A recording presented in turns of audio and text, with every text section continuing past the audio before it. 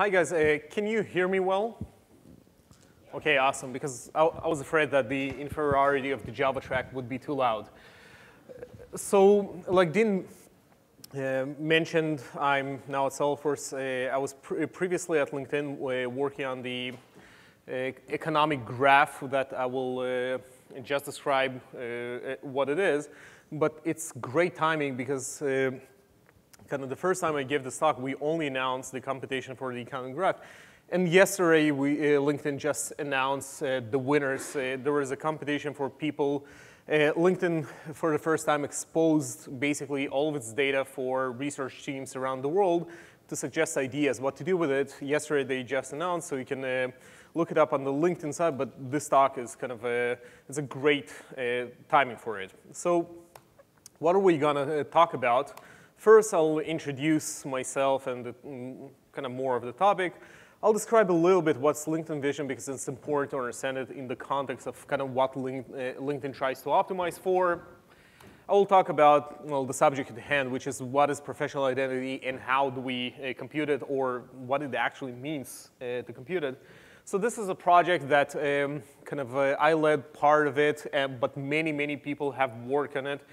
And 50 minutes is really not enough time to describe all of it, so I'll touch on selected topics that I think are primarily mostly interesting from this project.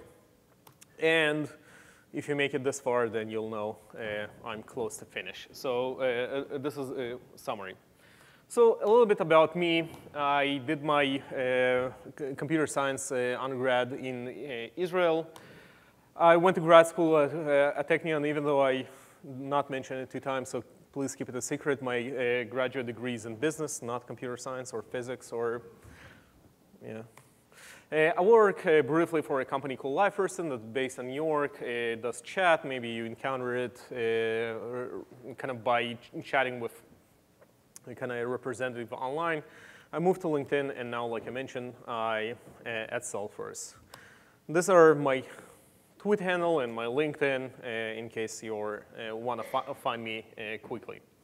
So the way I like to start the talk is give a TLDR version of what I hope you will get from the talk. There was recently a great tweet by Martin Kleppman, who also used to be at LinkedIn, that every time, and I'm sure, Dean, you have this kind of same feeling as well, that every time you start to work on a talk, you think, oh my God, like no one hears me, no one wants to hear me talk about the stuff. And as the talk develops, it becomes better. But I also want to kind of give you just a preview of kind of what at least I hope that you will get from it. So the first thing is you will get a better understanding of what a data scientist does, because it's a question I keep getting asked, and there are many flavors of it, and the term data science is vague enough, and there's a lot of flavors. And just keep in mind, I will represent only one of these flavors, but I think it's actually kind of a pretty interesting use case that shows that it's very different from what most people think that data science actually is. I'll talk a lot about what I think a lot of people understand, that data science is like mostly, I don't know, 90, 95%, whatever the number is about cleaning data. And I will just explain why is it so hard and why do we spend so much time on it. And I will also touch on LinkedIn endorsements and what is the reason why LinkedIn actually has this feature, besides letting your mom endorse you for stuff she knows nothing about. And of course, I came all this way to give this talk. So what I'm new to it, so please tweet or use the app to kind of ask questions or something like that. Another thing I forgot to mention, but I'll mention now, that kind of based on previous feedback, there were usually more questions than I usually leave time for. So I actually cut it a little bit short to leave time for more questions. And actually, the questions part, I think, is probably the best part in most of talks, because here I talk about what I think you want to hear, but the question part is you really telling me what you want to hear more about. So I left more room. So if you guys, by the end of it, don't have any questions, we'll have an awkward situation, okay? So let's avoid it. So let's start. So what is LinkedIn vision? And probably if the LinkedIn brass was here, they wouldn't be happy because I never remember whether it's the vision, the mission statement, or the whatever. Like, I'm not good at this like terminology of how to run a big company. So let's call it a vision. It's to create an economic opportunity for every professional in the world. That is kind of the big mission statement of what LinkedIn believes in and what it tries to accomplish. And one of the ways to do it is this idea about, hey, what is kind of the bigger problem besides, I think, the way most people think about LinkedIn, which is, hey, it's an kind of online resume website that I, put my resume, and then when I look for a job, I go and update my resume and stuff like that, is a concept that is called the economic graph. It's, obviously, you can see that probably the people who came with this concept are from the marketing department, not the data science. I definitely would not do as great of a job, very aspirational, inspirational. But what does it mean? And here is a picture that kind of tries to capture what we talk. So LinkedIn has different entities in our data set. So we have, obviously, professionals, but we also have companies, we have positions, we have jobs, and all these things you can think in your mind that are somewhat connected.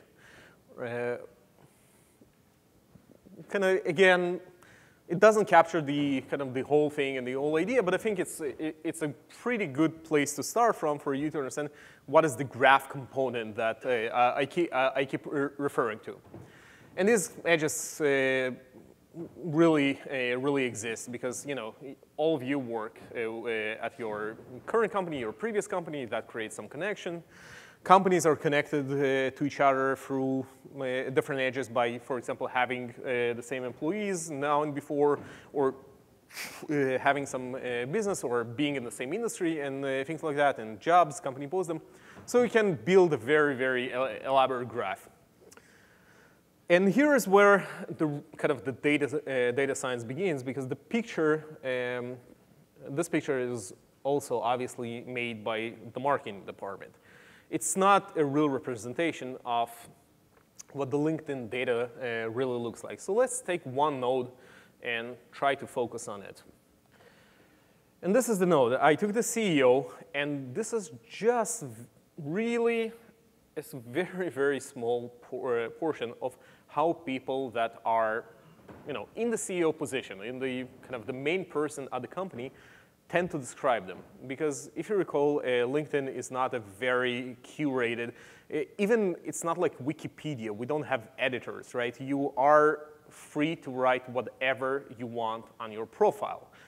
And some people do write CEO. Some people, they think maybe the longer version is fancier, right? The chief executive officer.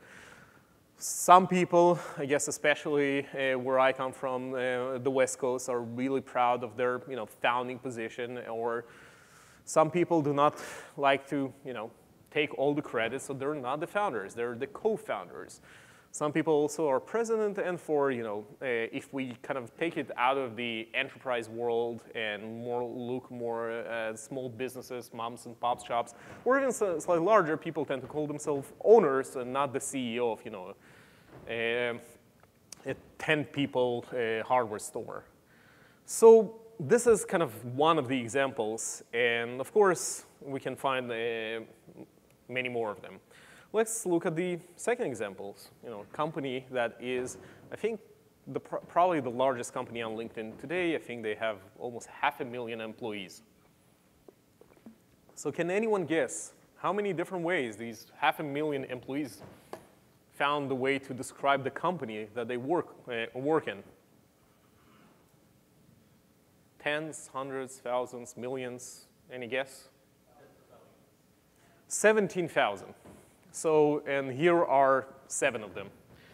But you can clearly kind of see the problem here, and here really I pick the more reasonable ones. There are some that, for example, the IBM T.J. Watson Research Center, some people are amid the IBM part, because the one thing to keep in mind about LinkedIn, it's kind of the first time in history where you would share kind of your resume or your title or your previous history with the rest of the world. Because usually we, as professionals, we operate within a certain context, within our company. So our titles is mainly for people in our company to understand what we do, and also possibly for external facing, so maybe to understand what your position, at your company is, but still it's probably kind of limited to industry. We never, the people here, when they write that they work in the T.J. Watson Research Center, in their mindset is pretty much everyone in their space will immediately understand what it is. They don't need to specify the IBM, it's just redundant. But it turns out not to be, again, their optimization function is probably not to make my life as a data scientist easier, right? They just want to convey some information. Another example is how do we treat titles. Anyone here worked at finance before? Yeah, I see some hands. So again, for example, the most common levels at the finance industry is, sorry, I forgot one, but sorry, I forgot the bottom one, but then it becomes associate, vice president, director, managing director, right? So when a person writes vice president, everyone in their surrounding understand exactly. It probably means that this person is in investment banking, and that is his title, and he probably, at a certain level. But for me, as a data scientist, that I now just look at this profile, it's actually very hard to understand that this person is an investment banker. It's just people do not do not forward this information, because for them and for most recruiters, if you will look at the LinkedIn use case, where probably why most people have a LinkedIn profile in the first place, it's kind of obvious. So that's why it's not necessary, but it makes the problem of standardization kind of way harder. And our kind of last example is also we have it with schools, which is another node in our graph. The schools, so UCLA, and the Anderson School of Management, which again there's many ways to write it, is it takes quite some kind of data jiu-jitsu to actually understand that people that went to the Anderson School of Management have something in common with people that went to UCLA. So I guess, like I said, this is also just not to mention the people who, examples of people who are actually writing the truth on LinkedIn. Like for example, on LinkedIn, if you look for CEO of Google, you will find 300 people. Some of them are legitimate CEOs of companies that Google acquired. Not all of them. Which brings me to the next picture, why my life as a data scientist working with user-generated content is hard. Honesty on the internet, and again, to be fair, some of it is just not honesty, it's just the different contexts, and really your job as people who are users of LinkedIn is not to make my life easier. So let's kind of now get to the main subject of how my team and I try to overcome these challenges. So the first thing, like why is it a challenge? Why do we actually care? Like people can write whatever they want, and we'll just have to deal with it. But I have an example here from a LinkedIn guide. This is an actual guide that LinkedIn gives to its customers called the LinkedIn Essentials, the Modern Recruiter's Guide. And this is a copy of one of the pages on LinkedIn. So it basically teaches you to use the OR when you use the LinkedIn search. And one of the examples is if you're looking for a vice president, then please add or VP or V.P. or SVP or EVP. And you can see some Java, and you can see one of the things that is also kind of a domain expertise, that account executives and sales representative are actually kind of the same thing. So as every tech conference should have a picture of a sad kitty. So and here, while it was trying to draw off, it's really sad as a provider of a product and a user experience. I really would want to do a much better job, back to this picture, than telling my customers or my users to start using their OR statements, because honestly, we do have enough data to not solve every single problem in the world, or every person that decides to come up with a wacky title to really understand what they do in life. But I'm saying for the vast majority of the LinkedIn users, we can actually do a much better job than say, hey, to our customer, use OR statements and kind of include your domain expertise into the product. So one kind of slightly naive way, but actually it's something that has been implemented at LinkedIn as a first pass, and actually did a somewhat decent job, is do some simple text stuff. Like for example, we have very common acronyms. Like VP is not uncommon at LinkedIn. So every time we see a VP, let's expand it to vice president, right? Makes sense. Abbreviations, SR dot, let's expand it to senior. And then we can take the most common titles. I think the number we chose at LinkedIn was about 24,000 of them, of the, just literally sort by after doing these two transformations. Sorry, something here. OK. Sort them, and then just kind of also do some clever breaking into, then it's just the kind of classification part. So we, out of this 24,000, let's say 2 of them are software engineer and tech lead. Then if we now, someone calls himself software engineer and tech lead in search, having search is not one of the most common ones, we say, oh, this person is probably a software engineer and the tech lead. And now everyone with that will use the LinkedIn website and search for a software engineer, or a tech lead will find that person as well. Again, it sounds extremely naive, but I guess here the point is it's actually not bad. It solves a large percentage of the problem, and it was way, way easier to implement than the solution I will start to describe. So it was actually a pretty good solution that served us pretty well. But there are some problems with it. The one example is software engineer and senior software engineer. So, there are many, many people on LinkedIn that their title is software engineer. There are many people that their title is senior software engineer. And we now, using that method, standardize them to 2 different entities, right?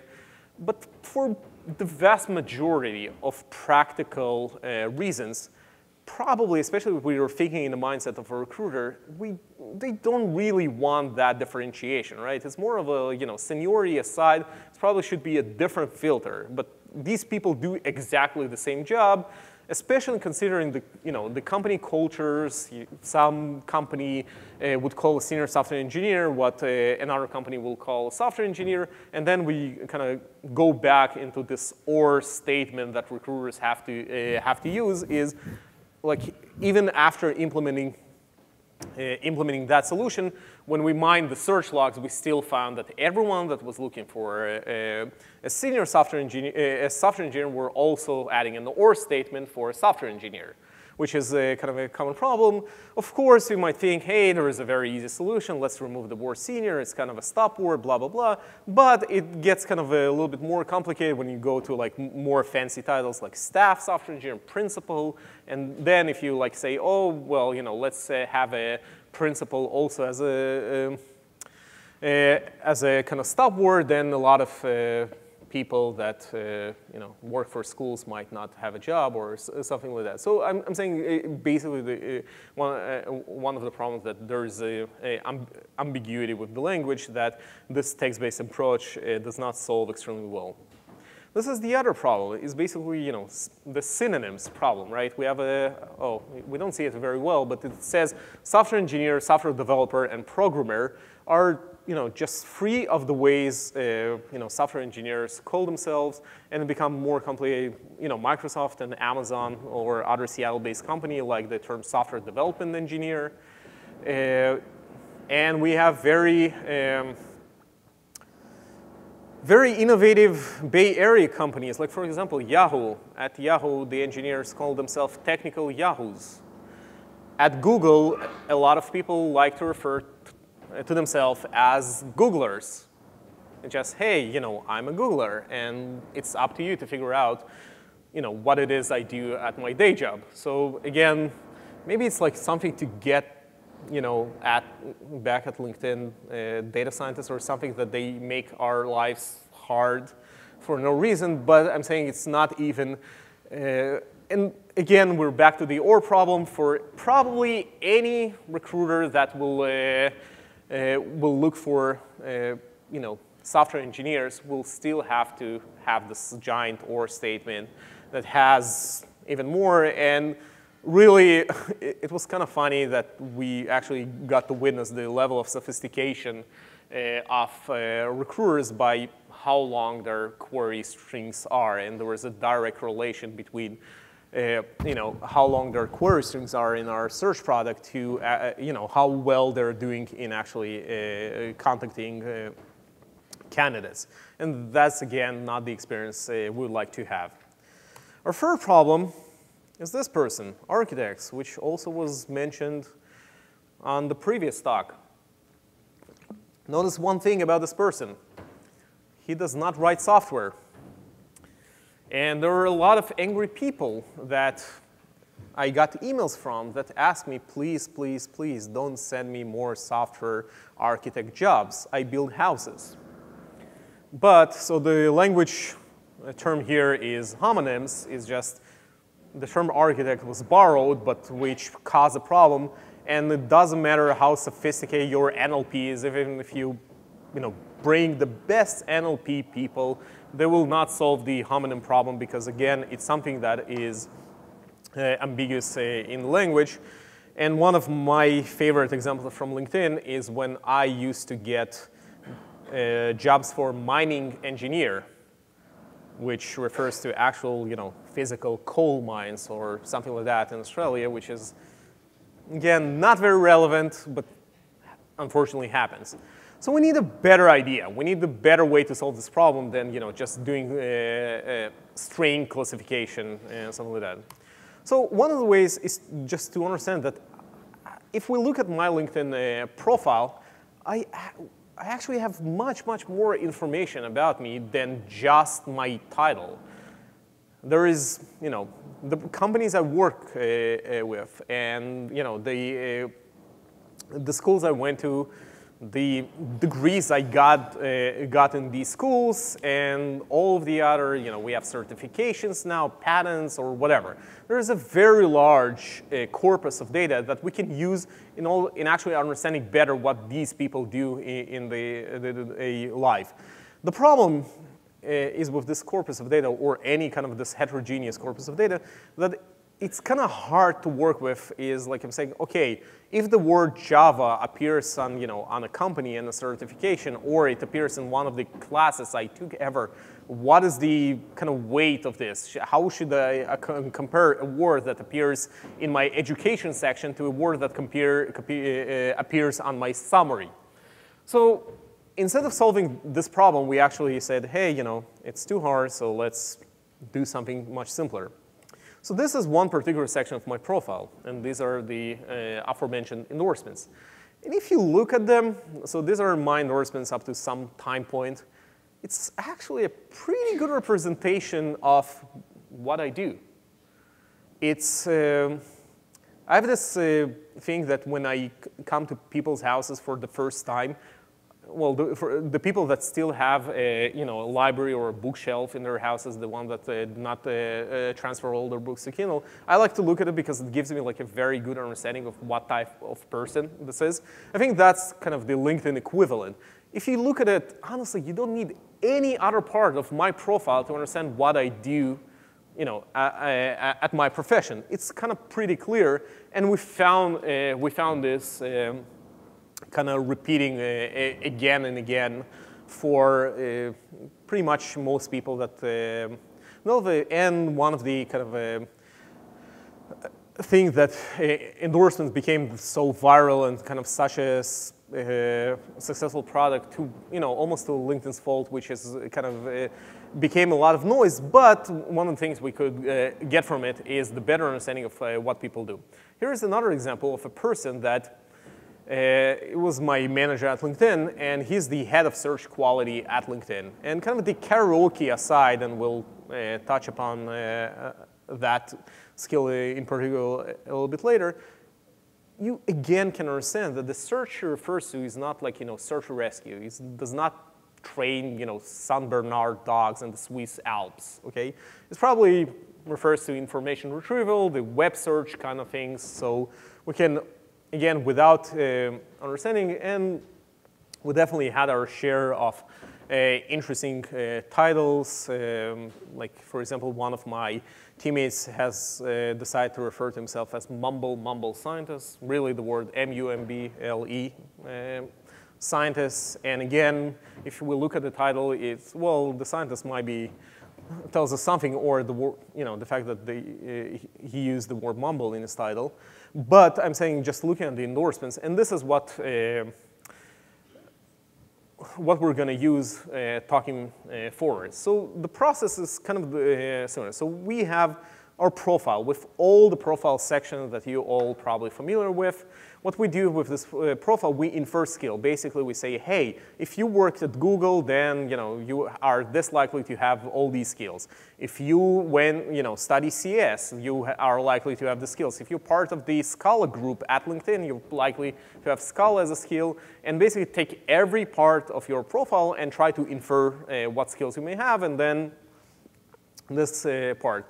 The one problem with skills is, it can be extremely aspirational, right? I can write about myself that I'm amazing public speaker, but as we see, I have like no endorsements for it. So what makes it actually better is endorsements, which is more what other people think of you. Of course, obviously, you all witness there are problems with that mechanism as well. But I'm saying there is some cost about someone giving you some endorsement, which is a cost that does not exist when people write about themselves. And again, I'm saying, like, if you look for words like guru or ninja or words like that, they're far more common than probably they should be on LinkedIn profiles. And this is kind of, again, goes to the point of endorsements are what we found are a better mechanism in predicting what people are likely are than the inferred skill mechanism. And then we create a skill vector. So just the kind of graphic representation, you can take my skills, and after some normalization, you can say, hey, this is the kind of numeric representation of Vitaly Gordon, okay? Which is what, 0.25 at data mining, 0.2 at Hadoop, or whatever. And what's really, really nice about this, so now I basically transition my work from this very difficult heterogeneous space of text and different entities and different objects to a really homogeneous space where I have just skills. If you think about, I don't remember what number of top skill we took, I think like 3,000 or 10,000. And now I have everyone are represented in the same dimensionality space, and we basically have. And again, the way we came up is not just sheer endorsement counts, because again, counts from your mom is not exactly like, being endorsed for Java from James Gosling, so this is different. So we made some modification to it, but without going too much into details about what these numbers are, the important thing is now we have a numerical vector that we can represent every single person, and once we have this numeric representation, my life becomes much, much easier because there are already a lot of solved problems dealing with numeric vectors, which does not necessarily exist with dealing with heterogeneous text corpuses. If you want to know more, there is a Strata talk by Sam Scheid, Pete Skamrock.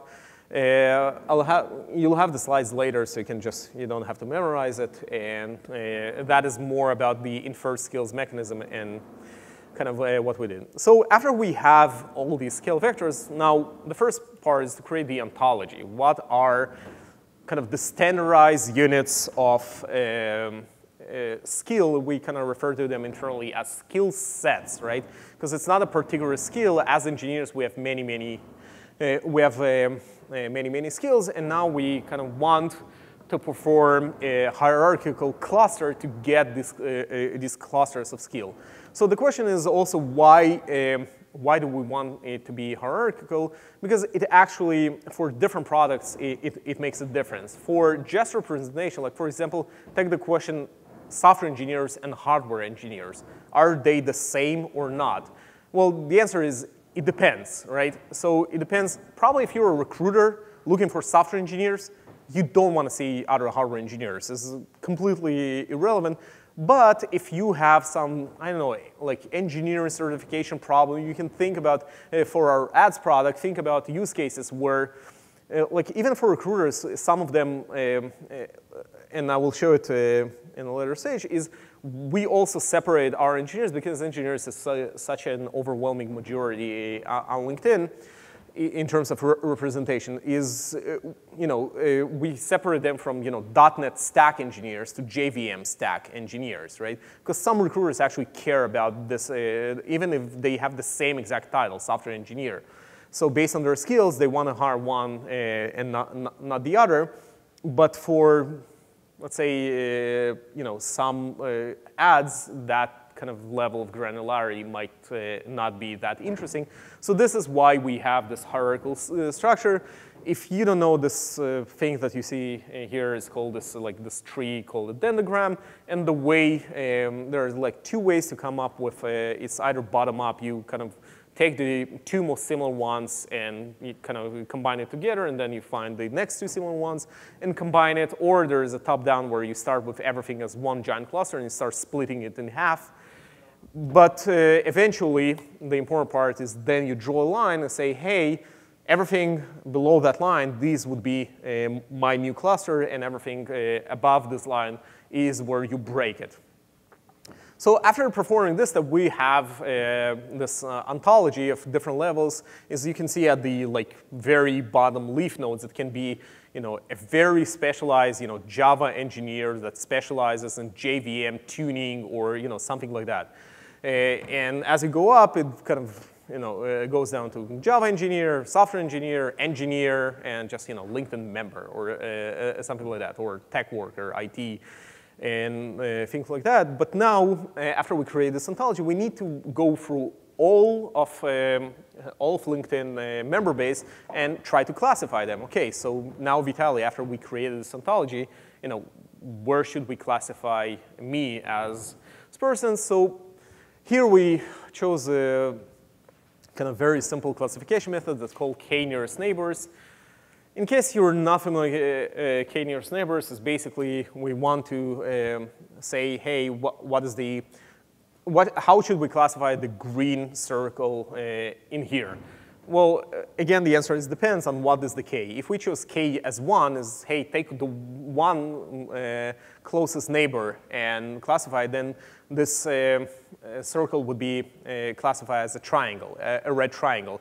If we chose 2, the answer would be the same. If we chose 3 as our k, then it will be classified as this blue square.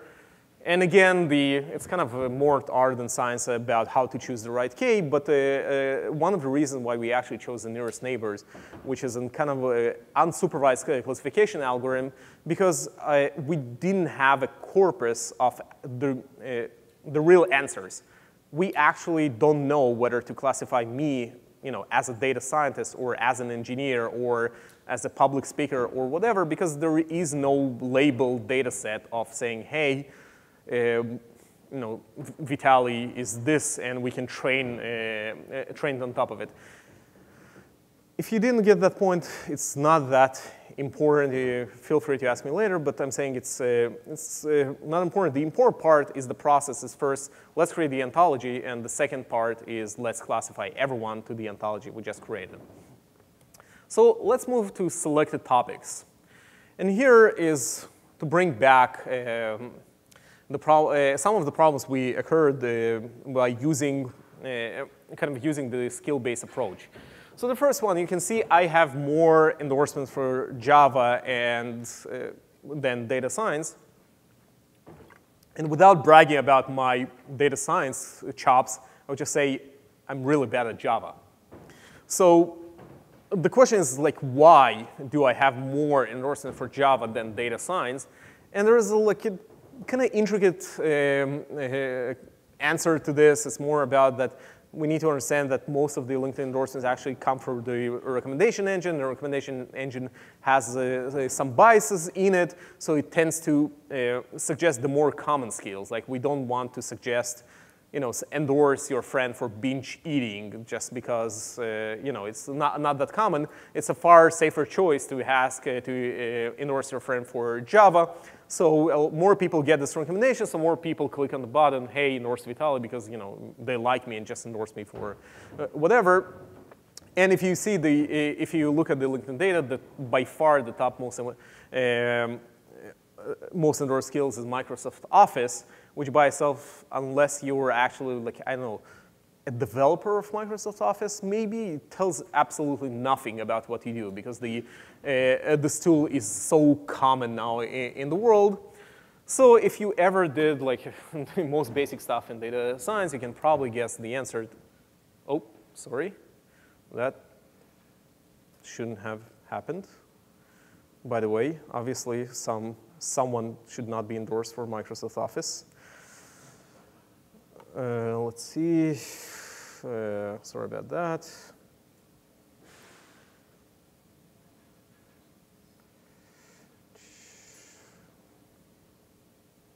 Slideshow. OK, back. Awesome. So tfidf is this thing that basically we take every term that we encounter, we normalize it by how frequent this term is. So in our case, the document is the person, the term is the skill. So we say, hey, if every single person on their profile has endorsements for Microsoft Office, then we probably should not give a lot of weight for Microsoft Office. It's pretty simple. Again, that is one of the important slides to show that a lot of what data scientists do are not really fancy PhD level machine learning. So it's just, I guess I would classify it as common sense with maybe some log in it. So let's go to the second problem. As you can see, I'm actually endorsed separately for data mining, machine learning, algorithms, and data science, which we can, probably if we had a lot of data scientists in the room, they would start arguing about the same or not. But for most practical purposes, in case of recruiters, they don't care, right? We probably should not have. If we take this level to extreme, let's say I was endorsed only for data mining, and someone else was only endorsed for machine learning, then it doesn't matter which similarity function you would use, no mathematical similarity function would come up with these two people are similar. They would say, hey, these two people, because again, our machine does not really understand. Remember, these are just vectors in some space. And if we do any cross product or anything else, we will just get, hey, these people are not similar. And it gets to really ridiculous level. By the way, guys, as my fellow engineers, I have to say, after working on this project, we're pretty ridiculous in the skills. Like, there are people who differentiate between Python 2.7 and Python 3 as their skills, as their core competencies. Like, if you think about it, in any other industry, at any other profession, it's like, a construction worker is like, like taking two different hammers and, getting endorsements for, a hammer of one company and not a hammer of another or something like that. It's pretty ridiculous how we like to describe ourselves in the very finer details. It's like a kind of after spending a lot of time with data sets, it's kind of brought me to this realization. But back to our conversation, we need to somehow perform some sort of clustering to understand, hey, probably data mining, machine learning, and stuff like Ruby or Python. If you're a recruiter, a lot of cases, you would take Python as a replacement for Ruby. You would take Java as a replacement to C++ or C# and stuff like that. So here, one of the ways to perform this clustering is using a technique that's called latent Dirichlet allocation, in short LDA. This is kind of, again, a text technique that what it does, it gets a lot of different documents, and if it and tries to come up with topic, which is just a distribution of words. If the same words kind of appear in similar documents, then it says, hey, these words together are a topic. It doesn't matter what the label of the topic is. It's more like, you can see here in the example that gene, DNA, and genetics somehow occur together, and brain, neuron, and nerve, and data, number, and computer were clustered together as saying, hey, these are words that belong to the same topic. And then our actually skill vector becomes even smaller from the top 10,000 skills that we have on LinkedIn. We actually are now reduced it to like 200 topics. You have your engineering topics, sales, data science, or whatever. I'm actually need to pick up the pace a little bit. And my last example is the anomaly detection. As you can see, head of search quality, he's really passionate about his karaoke. He went and asked everyone to endorse him for karaoke. And if you see, this is me here on the picture who endorsed Daniel for karaoke as well. I never heard him sing. I have no idea whether he's good, if he's good, but he asked so nicely. So I endorsed him for karaoke, and you see it's a stop endorsement. But obviously, it's not part of his professional identity. So the question is, how do we realize that karaoke is kind of a different thing here compared to everything else? So the way to think about it is we can take any two skills and kind of map what other skills they co-occur with. Create this graph that is a representation, say, hey, information retrieval happens to be a lot with machine learning, so we can think about a graph that they should be close together. Karaoke does not appear a lot, and this is kind of the way to visualize it. You cannot read what it is. Unfortunately, I couldn't find the original skill visualization that we did, but it's very similar, and you can see now clusters kind of form. And we had even on LinkedIn something that we call the BS cluster. It's like all about the ability of work with others, to lead, and stuff that people like to use in their resumes and skills. But you can see now what cluster. And now if we go back to the kind of Daniel example of probably all of the bottom ones will have the same color, will belong to the same cluster. Karaoke will not be there, so we actually will remove it from his representation, and we'll get a much cleaner vector. By the way, if you, again, want to hear more, then about the specific anomaly detection, another great talk that was in Strata is about anomaly detection given by Ted Dunning. So to wrap things up, user-generated content for 300 million members creates 300 million problems. User-generated content is really hard. The other thing I hope you understood from this talk is data cleaning, and this is what really it was about. It was cleaning, but the other thing to understand here is that this baseline is the cleaning is so important because LinkedIn had so many recommendation engines that used to run on this data, and by performing that set of standardization and kind of using it, we got like really good improvements on our job search algorithm and our other algorithms that that basically kind of use the underlying data without changing anything in the algorithm itself. Just, well, the famous word garbage in, garbage out. And the third thing that I would like, the tip I would like everyone to follow is try to be creative and work around the language. Language is hard, especially when you're trying to get a deeper meaning about the world. Language is pretty hard, and if you can find some way to work around it, is like, for example, if you are building a review app, instead of just having the review, also post some, hey, like, dislike, or number of stars, some other metric that is much easier to work with than just trying to mine the textual data. Of course, it is very important for some applications, but you can find a much easier solution by just adding another data source. And that's it for me. Thank you, everyone.